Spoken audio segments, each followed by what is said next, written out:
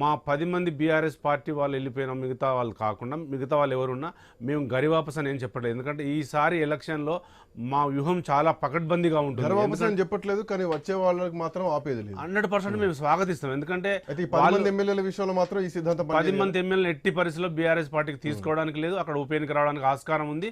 ఎందుకంటే నేను ఏం చెప్తున్నానంటే కేంద్ర ప్రభుత్వం రాష్ట్ర ప్రభుత్వ వైఫల్యాలు ఎలా కొట్టొచ్చినట్టు కనపడతాయి. అక్కడ బీజేపీ, ఇక్కడ కాంగ్రెస్. ఇక్కడ కాంగ్రెస్ ఇచ్చిన హామీలు 420 హామీలు, 6 గ్యారంటీలు కనీసం 10% కూడా ఫుల్ఫిల్ చేయని పరిస్థితిలో ఉంది. ఇలా రేషన్ కార్డులు ఇస్తామని చెప్పేసి రేషన్ కార్డులు తీసేసిర్రు. ఇలా పింఛన్లు ఇస్తాము 4,000 రూపాయలని 2,16,000 మందికి రేషన్లు తీసేసారు. తర్వాత 2,50,000 మందికి పింఛనే తీసేసారు. అంటే వాళ్ళు ఇస్తామని కాకుండా తీసేస్తున్నారు. ఇలా మొత్తం అట్టర్లు ఫెయిల్ అయిపోయారు. మా దగ్గర ఏంటంటే మేము ఉన్నా లేకున్నా బీఆర్ఎస్ పార్టీ నాయకత్వం బలంగా ఉంది.